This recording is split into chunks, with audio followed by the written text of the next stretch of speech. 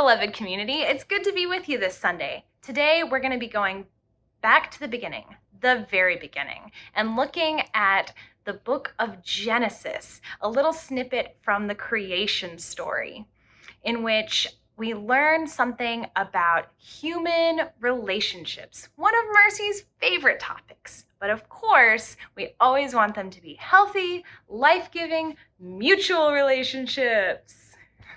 Come, Holy Spirit, renew the face of the earth.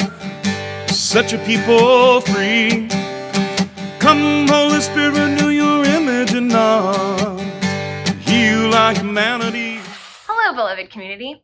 So our lectionary this week is continuing to work its way through the Gospel of Mark, but the Old Testament passage that came along with it was this little snippet from Genesis, from the creation story, where it talks about the creation of the first human, Adam's partner. And there's some not good readings of this text. So I thought, instead of just skipping over it, why don't we dive right in and talk about it? First of all, before, you try to read into this story any antiquated or sexist readings of, the story of woman created out of man, just don't. They're not helpful or life-giving for anyone. So, just don't, because it's not really there. So let's look at this text. It's in Genesis 2, beginning in verse 18. The story is where God's like, I've created one human, but they seem lonely. They definitely need a friend, a companion. The word is helpmate. They need a helpmate. And again, before you try to read anything about why is it called a helpmate? Does that mean they're a servant? No. Very clearly, the word in Hebrew does not have the connotation of servant. Actually, it's a very equal co-worker, partner type word. This word is actually used for God in the text, so it's definitely not a demoted position type word. But God is basically like, this person needs a companion. I created a human, but they need a companion. And so God makes all these different animals from the earth, and the human is like, animals are cool, but, and then finally God puts the human to sleep, and then from the human's own flesh and bone creates another human. And there is a sense of equality and partnership, and the human's like, this is great. I have a friend now.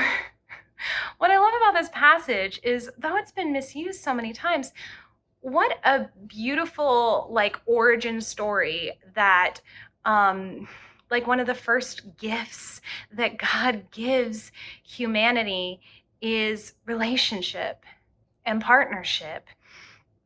And especially when those things are equal, the things made out of the earth are not equal and thus are not sufficient. What the human needs is community, which is a beautiful thought that we were put on this earth not alone. I say that all the time because I think we live in a society where we think that we have to do things alone, or that asking for help or asking for partnership makes you lesser than or not enough, that you don't, or sometimes we think about it, it's not just that we can't ask for help. Sometimes we forget that our actions affect other people and that we share this planet with a bunch of other people. And, even if you say, oh, well, I'm fine, that our actions, we affect one another. We have one planet and we have to share it. We have resources and we have to share them. We have space and we have to share it. We have neighborhoods that we have to share.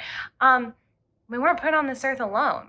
So the story reminds me that, relationship itself, the fact that we were not created alone, that God wanted us to have partnership and relationship, and that is one of God's first gifts. So we shouldn't take it for granted, right?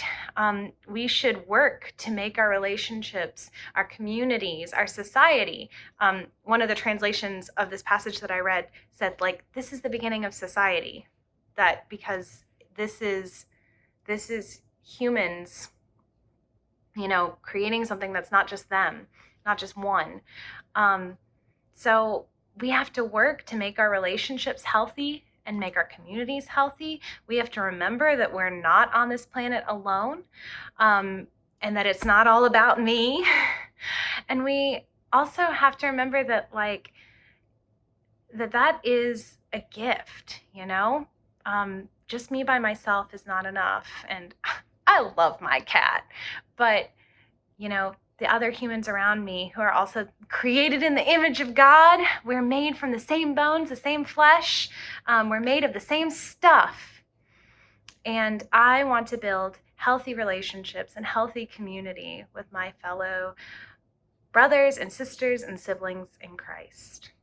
So I hope this was a fun read of this passage. The next time you hear it, remember to not just look at it at face value and see it for the gift that it is.